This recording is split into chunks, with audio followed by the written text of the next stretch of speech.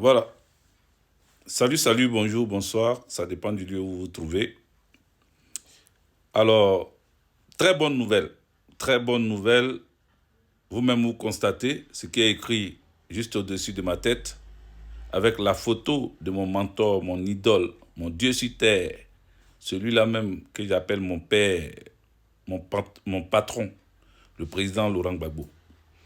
Il a écrit, il a dit, et ils ont mis ça par écrit, j'accepte d'être le candidat du PPACI à l'élection présidentielle de 2025. Koumambana, bouche cousue, c'est fini, c'est fermé, c'est bouclé. Voilà. Certaines personnes disaient c'est bouclé, c'est géré là. Voilà ça. Le président Laurent Gbagbo a fermé la bouche à tous ceux qui étaient dans des plans, dans des stratégies, qui étaient en train de réfléchir l'après Gbagbo pendant que Gbagbo est encore présent. Il a fermé la bouche de chacun. Voilà. Nous autres, on lui a envoyé un message clair pour lui dire qu'il y a des fumistes qui sont en train de préparer des choses dans son dos.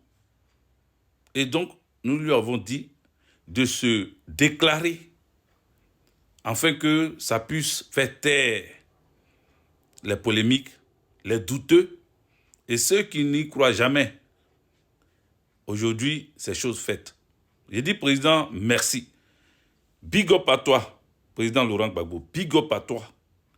Parce que depuis ton retour de la CPI, il y en a qui ne croyaient pas trop. Ils se disaient que tu allais abandonner la politique, malgré que le premier jour de ton arrivée en Côte d'Ivoire, tu as précisé que tu ne prendrais pas ta retraite politique.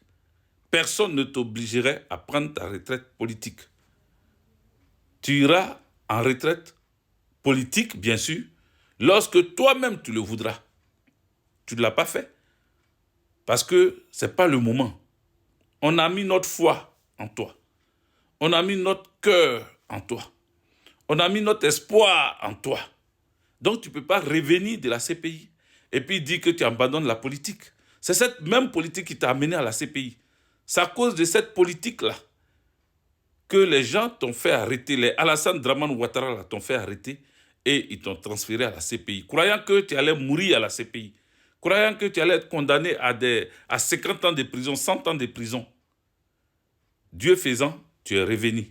Tu es revenu en Côte d'Ivoire. Tu as gagné ton combat face à l'impérialisme occidental. Face à tous ceux qui ont voulu que tu sois écroué à la prison de Scheveningen. Tu es rentré. Mais les gens n'ont pas cru encore, malgré que tu as pu gagner ton combat devant la justice, les gens n'ont pas cru que tu revenais pour continuer ce que tu as commencé. Et ils ont commencé à dire que tu étais sous tutelle. Ils ont commencé à dire que tu n'étais pas libre de tes mouvements, que tu étais pris en otage et que tu n'étais plus le même Gbagbo et qu'ils sont en train de t'éloigner du combat que tu as commencé depuis ton jeune âge. D'autres même t'ont assassiné, ils ont dit que tu étais mort à 2 ou 3 reprises. Ils disent qu'actuellement, tu es dans un avion médicalisé, on s'en va te soigner rapidement, on t'amène en urgence en Europe pour te soigner parce que tu es mourant. Mais non, Gbagbo Laurent, tu es resté là, digne, droit dans tes bottes, encore en forme, plus en forme même que ton retour. Aujourd'hui, tu as fermé leur gueule, bouche cousue. Tu as fermé leur gueule. Ils ne savent plus quoi dire. Ils sont à la recherche d'un autre mentor. Nous, on sait qu'Afin N'Guessan, à l'époque, disait qu'il fallait qu'on libère Gbagbo Laurent. Mais en même temps qu'il disait qu'on libère Gbagbo Laurent, derrière ça, il se positionnait. Il cherchait la popularité de Gbagbo Laurent. Il disait oui, mais bon, si Gbagbo Laurent ne vient pas, au cas où on ne le libère pas, lui, Afin N'Guessan, pourrait être le bon remplaçant de Laurent Gbagbo parce qu'il était le président du FPI. Feu Aboudraman Sangaré lui a dit non. C'est de là qu'est venu Gbagbo ou rien. Parce que Feu Aboudraman Sangaré a dit aucune discussion ne se fera sans Gbagbo Laurent. Aucun, comment on appelle, pacte ne sera signé sans Gbagbo Laurent. Il n'y aura pas de discussion, de causerie sans Gbagbo Laurent. D'où est venu le mot Gbagbo ou rien. Quand il a dit Gbagbo ou rien, c'était à cause de ça. Donc, il y en a, au fur et à mesure que les années passent, au fur et à mesure que les jours passent, eux aussi ils sont en train de douter. Eux aussi étaient rentrés dans cette phrase que le président Laurent Gbagbo a dit. Vous avez vu, quand on lui a donné la parole, il a dit quoi? Il a dit que à 2 reprises, on lui posait la question sur sa candidature et il donnait des réponses, mais que certains camarades, il n'a pas dit les RHDP, il n'a pas dit les opposants à lui. Il n'a pas dit ça. Il dit certains camarades, c'est-à-dire à son sein même, il y a des gens qui ont douté. Il y a des gens qui ont trouvé ces réponses ambiguës. Gbagbo a dit ça, ce n'est pas moi qui le dis. Il y a des gens qui n'ont pas compris ce qu'il disait. Donc aujourd'hui, il dit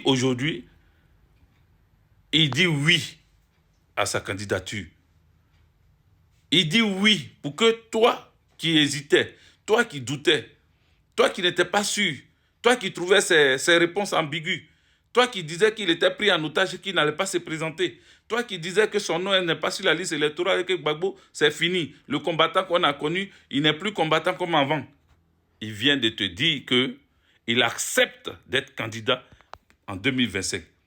Et il est prêt à mener tous les combats que son parti va lui donner. Donc, parti politique PPACI, comité central, le test que tu as mis là, parce que j'ai vu 1, 2, 3, plein de points.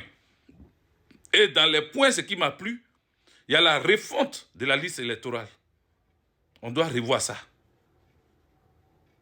Dans les points que le comité central a relevés, il y a la dissolution de cette CEI. En tout cas, je suis content. Je suis content parce que le combat va s'engager. Et j'engage tous les panafricanistes, tous les patriotes ivoiriens et ivoiriennes de se tenir droit dans leurs bottes et de s'apprêter à aller à ce combat-là. Il faut que nous puissions combattre pour que le nom du président Laurent Gbagbo soit... Actuellement, ils ont commencé à parler, hein. Ça jacasse. J'ai vu un débat sur le talk ou quoi là, où ils sont en train de dire oui, Gbagbo Laurent aurait dû laisser sa place. Là, il va venir encore mener les Ivoiriens dans un combat. Vous avez peur de quoi? Vous craignez quoi? Vous avez peur de quoi? Restez tranquille. N'ayez pas peur, restez tranquille. Restez tranquille, on vous a trop laissé faire. Vous avez trop eu le temps, des années, 10 ans. On était parti dans 15 ans. Vous êtes là, vous avez vécu ce que vous voulez, vous avez fait ce que vous voulez en Côte d'Ivoire. Maintenant que le fils digne de la Côte d'Ivoire a parlé, ça vous fait trembler. Vous commencez à parler, vous aussi. C'est vous qui allez désigner les remplaçants de Gbagbo. C'est vous qui allez dire oui. Dans votre débat, hein, à la con, là, dans votre débat, dans votre télé, je ne sais quoi, talk ou quoi, là. Hein, dans votre débat, là, c'est vous qui allez désigner des successeurs à Gbagbo Laurent. Que non, il faut prendre Stéphane Kipré, non, il faut prendre, comment on appelle, mon parrain, le parrain, mon parrain, comment il s'appelle, Awadon Melo, il faut prendre Théodore Jean Gervais. C'est vous qui allez désigner les candidats qui vont, qui vont être présentés par le PPACI. Nous disons non à cela. Et je remercie le président Laurent Gbagbo d'avoir clarifié les choses. Parce que lui-même, il a dit que les gens, ses camarades, ses propres camarades, ne comprenaient pas ses positions. Maintenant, c'est clair. Toi qui dis que tu ne comprends pas ça, là, tu as un problème avec nous. Ça, c'est clair. Voilà. Gbagbo Laurent dit il est candidat, il est notre soldat. Le combat de la remise, du réinscription de son nom sur la liste électorale, de la réinscription de son nom sur la liste électorale, doit se faire maintenant. C'est maintenant qu'il engage les Ivoiriens et les Ivoiriennes à ce combat-là. Donc, préparez-vous pour que nous puissions récupérer le pouvoir d'État et donner au vrai propriétaire de ce pouvoir-là, qui s'appelle Koudou Laurent Gbagbo. J'ai assez dit. J'espère qu'on s'est compris. Merci.